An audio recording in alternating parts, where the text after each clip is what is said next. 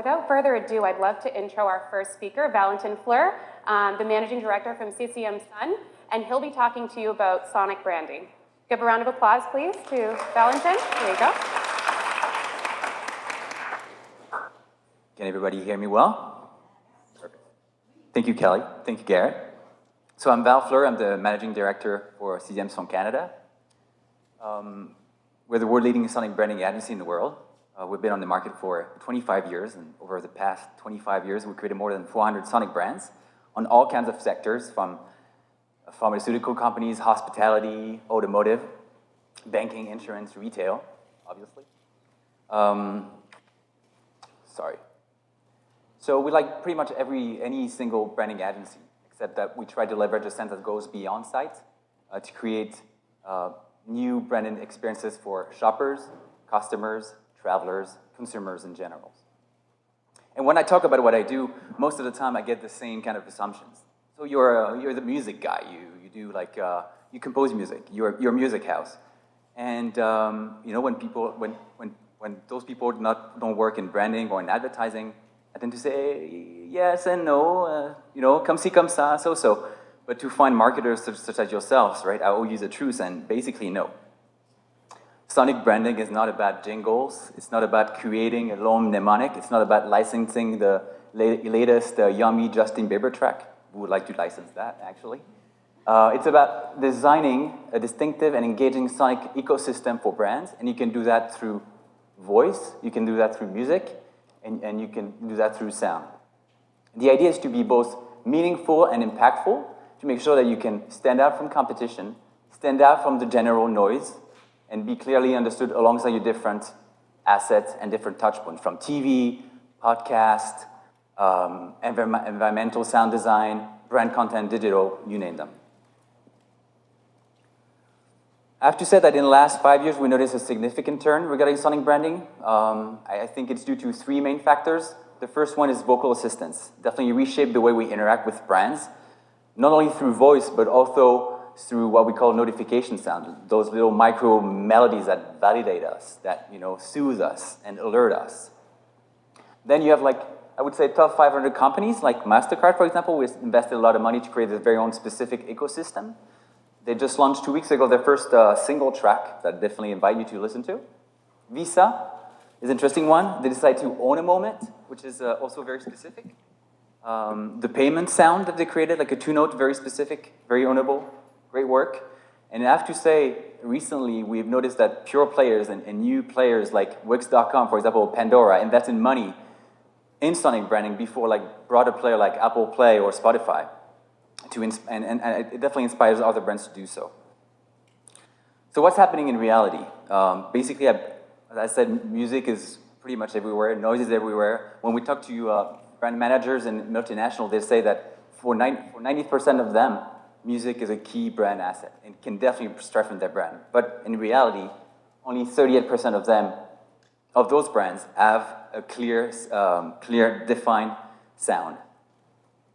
And you know what? If you take the broader business in general, only 17% of brands have clear sonic guidelines. Why is that?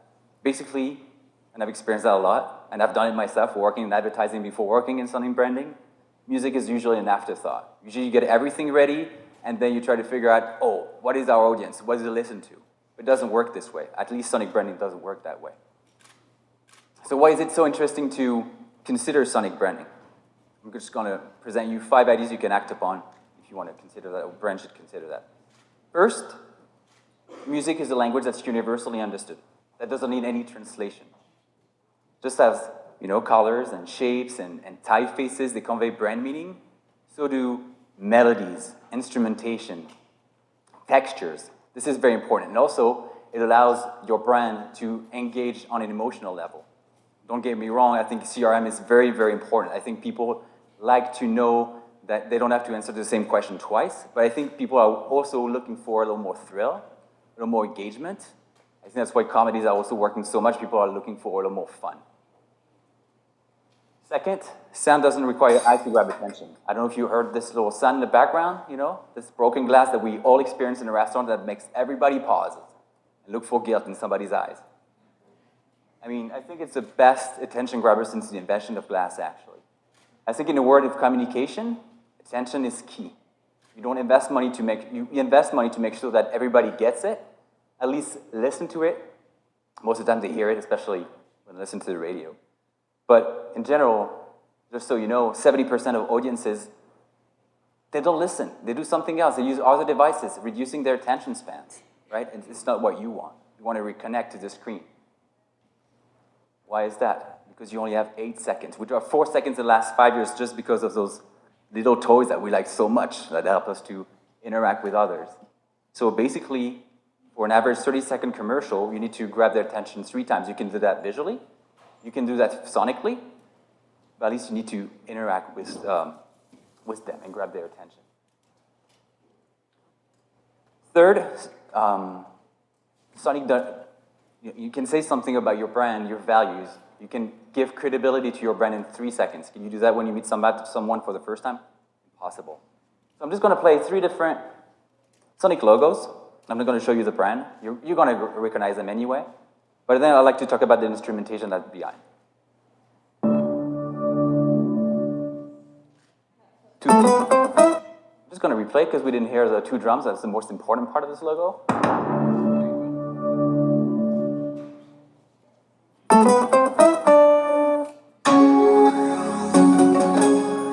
So 3 different instrumentation. First is obviously Netflix. You all recognized it. It's bold. It's authoritative.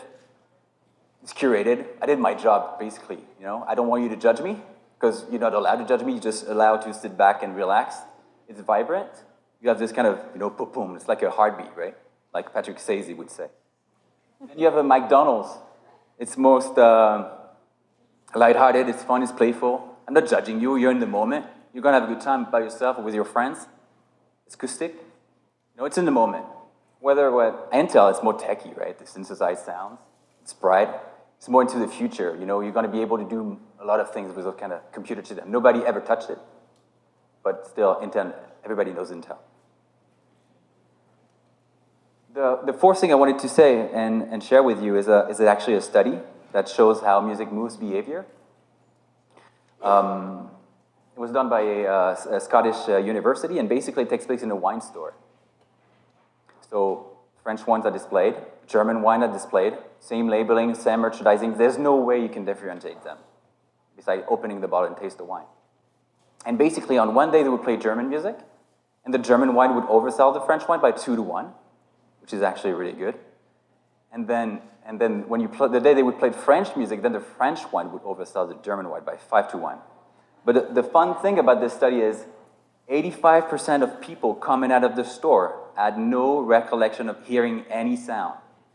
It definitely influenced the way they purchased, the way they navigated through the entire store, but still they had no recollection of hearing anything. It was like white sound, I would call it. And then the last thing I wanted to share, I don't know if it's a good thing or a bad thing. You might think, oh, it's a good thing for him. If the future is sonic, then, you know, he's gonna do some business. But you know what? I'm getting actually kind of tired of like bumping into people if they like talk to you with actually talking to somebody on the phone that's not you. You know, like they comment things with their phones and they tap their headphones. But basically with the 5G coming up to our doors, it's definitely gonna change the way we interact with each other, obviously, interact with our common devices, like a phone or a fridge, but also how we interact with services as well. And this is going to be key for the future of winning brands to make sure that you create a very distinctive texture and sound texture to create a very specific sonic environment for your brand. That's it for me tonight. Thank you so much.